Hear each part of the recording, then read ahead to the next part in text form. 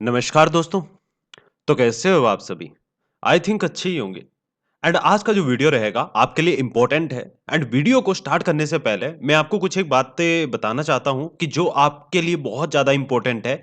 But देखिए, हम जो वीडियो रहेगा पर्सनल लोन रिपेमेंट के ऊपर रहेगा। अगर आप अपने पर्सनल लोन का रिपेमेंट नहीं कर पा रहे हो या ईएमआई समय से नहीं भर पा रहे हो, तो ये वीडियो आपके लिए रहने वाला है। बट इससे पहले मैं आपको कुछ एक गाइडलाइन बताना चाहूँगा कि देखिए, जिन भी कस्टमर ने कोई भी पेड सर्विस ली हुई है, हमसे पेड सर्विस लेते हैं, आप extension request letter and other services लेते हो, तो आपको थोड़ा-सा उसके लिए लेट होना पड़ रहा है क्योंकि आपको जो सर्विस की डिलीवरी है, तो थोड़ा-सा लेट मिल रही है। इसके पीछे का जो कारण है, तो हमारा एक देखिए वेब पोर्टल आने वाला है कि आपको जो भी सर्विस आप लोगे, अब आपको आने की आवश्यकता व्हाट्सएप पर नहीं पड़ेगी। ये चीज़ें कब होने वाली है, 1 से 5 तारीख के अराउंड ये लॉन्च हो जाएगा एंड आप यूट्यूब पर वीडियो देखोगे। अगर आपसे ये चीज़ें हैंडल नहीं हो पाती है, आपको एक्सटेंशन रिक्वेस्ट लेटर चाहिए एंड अदर कोई सर्विस चाहिए, लीगल डिमांड नोटिस का, वो चेक करना है आपने, उसके लिए सारी की सारी चीज़ें आपको वेबसाइट पर जाकर मिल जाएगी। बस आपको अपनी इन्फॉर्मेशन फिल करनी है और आपके सामने क्रिएट होकर सब कुछ आ जाएगा। आपको एक्सटेंशन रिक्वेस्ट लेटर के लिए आपको जाना होता है कहाँ पर?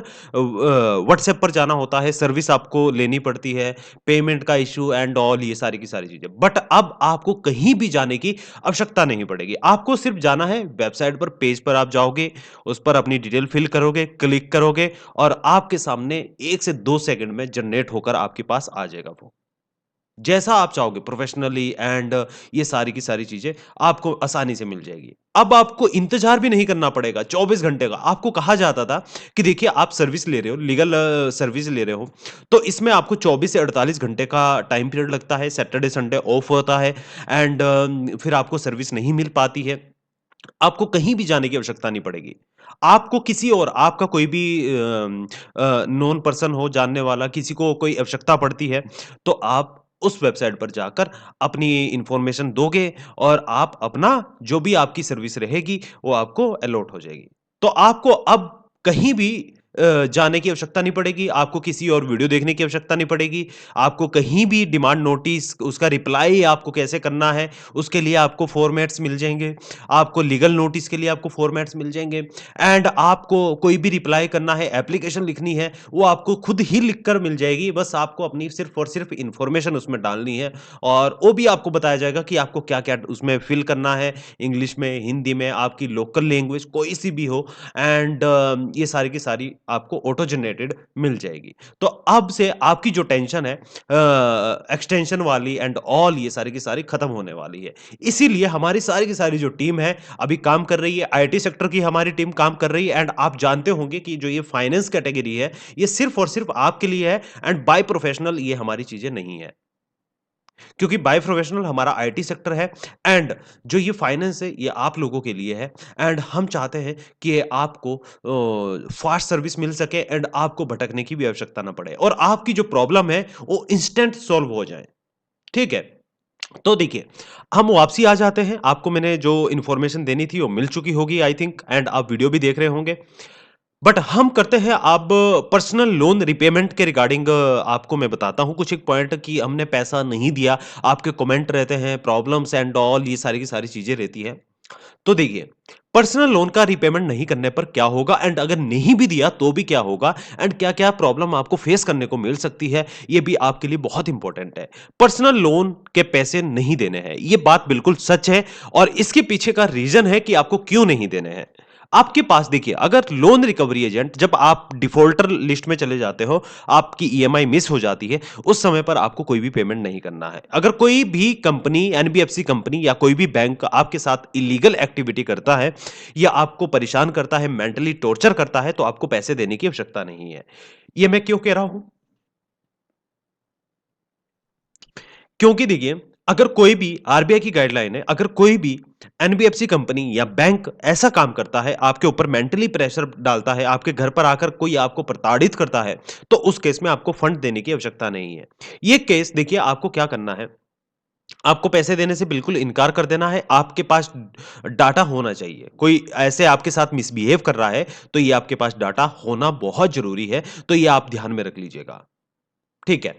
एंड सबसे मेन इंपॉर्टेंट बात क्या है कि जैसे कि आप कोई भी रिकवरी एजेंसी एंड ऑल ये सारी की सारी चीज़ें होती है एंड इसमें आप वीडियो बना लेते हो, आपके पास कोई व्हाट्सएप आता है, आपके पास वो डाटा रहता है, आपको कंपनी को सेंड करना होता है। उसके बाद आपको देखिए इसके लिए अपील करनी होती है। आपके पास एक लीगल सपोर्ट होना बहुत ज़रूरी है इस केस में, ठीक है? कि आपने फंड क्यों नहीं दिया है, ये कारण और आप इसमें मानहानि का केस एंड ऑल ये सारी की सारी चीज़ें कंपनी में डाल सकते हो और कंपनी को आपको फंड देना पड़ेगा।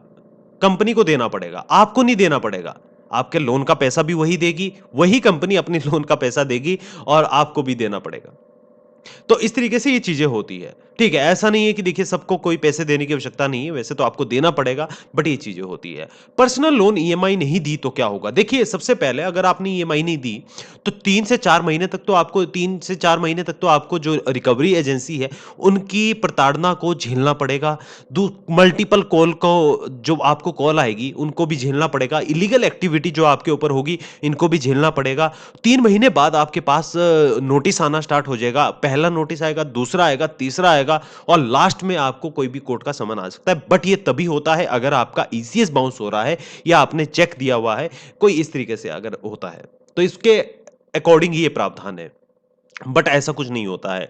पर्सनल लोन नहीं देने से कब लीगल एक्शन होता है? देखिए, लीगल एक्शन के लिए देखिए कोई ऐसा लीगल एक्शन नहीं होता है, ना ही आज तक कोई ऐसा हुआ है और जो हुआ है उसके लिए देखिए अलग से प्रोसेस होता है। कोर्ट भी अब अलग से है। कोई ऐसा नहीं है कि आप सेम कोर्ट में जाओ। तो आपको देखिए लीगल प्रोसेस के लिए टाइम लगता है। 8-10 महीने, 1 साल भी लग जाता है।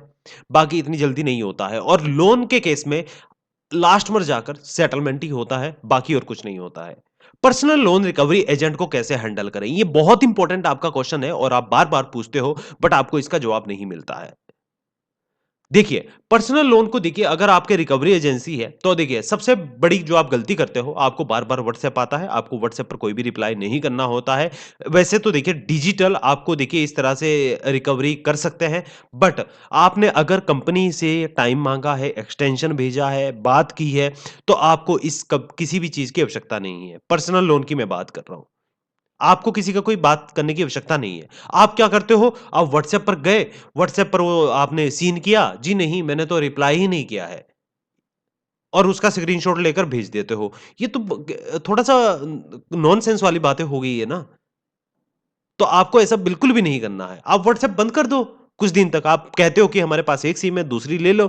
प्रॉब्लम तो आ रही है, सॉल्यूशन तो निकलेगा बट थोड़ा-सा टाइम लगेगा। तो आप ये चीज़ें बंद कर सकते हो। अगर आपने ये प्रोसेस पहले अपना दिया है ठीक है। बाकी आपको किसी से कोई बात करने की आवश्यकता नहीं है। बस एक ही चीज़ है, अगर रिकवरी एजेंट घर पर आता है, उसको अपनी बात बताइए, प्रॉब्लम बताइए। अगर फिर भी वो नहीं सुनता है, तो कंप्लेंट कर दो, वीडियो बनाओ। अब इतना आपको करना ही पड़ेगा। अगर आप इतना नहीं कर सकते हो, आप किसी भी देश में किसी भी चाहे आप सुप्रीम कोर्ट के किसी भी एडवोकेट के पास चले जाओ, ये चीज़ें होनी ही है। रिकवरी एजेंसी कभी भी नहीं छोड़ती है। ये देखिए अगर जो एनबीएफसी कंपनी हो या फिर बैंक हो, जिसने रिकवरी करनी है, वो करेगा ही करेगा। आप किसी के पास भी जाओ। तो ये चीज़ें हैं, जो आपको स्टेप बताए जाते हैं, वो तो आपको फ़ॉलो करने पड़ेंगे, ठीक है?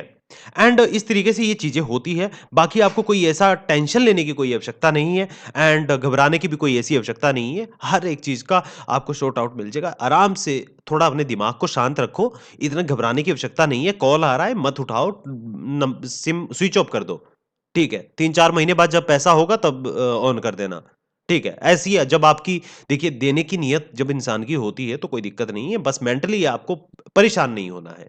आपको ये बात ध्यान में रखनी है, ठीक है? एंड लोन डिफ़ॉल्टर के नुकसान, नुकसान तो आपको पता ही है, सिविल का नुकसान होता है, बाकी आपका कोई मैं सिविल स्कोर और मेंटली प्रेशर, ये 2 चीज़ों का नुकसान होता है और ये 2 चीज़ें आप भूल जाओ। बस, आपका प्रेशर ही खत्म हो जाएगा। ये चक्कर फालतू की वीडियो देखना छोड़ दो। सबसे बड़ी प्रॉब्लम 50% अगर 100% की कैलकुलेशन की जाए तो 50% आपका जो वीडियो में फालतू का कचरा घुसा हुआ है, वो आप एंड 50% में आपका 25% आपका मेंटली टॉर्चर करेंगे और 50% आपका लोन रिकवरी एजेंट। बाकी इसके सिवा सिविल स्कोर सॉरी, बाकी इसके सिवा कुछ नहीं होने वाला है, आप कुछ भी कर लो। ठीक है, कितना ही आप 1 साल भी टॉर्चर रहोगे, तो भी आपके हाथ कुछ नहीं लगने वाला है, ना उनके हाथ लगने वाला है। उससे अच्छा है अपने दिमाग को शांत रखो, शांति से काम लीजिएगा और लोन का पैसा रीपेमेंट वापसी कर दो। इनके मुँह पर मारो, झंझट खत्म करो। ठीक है, तो चलो आज का वीडियो यहीं समाप्त करते हैं एंड मिलते हैं नेक्स्ट वीडियो में। Thank you.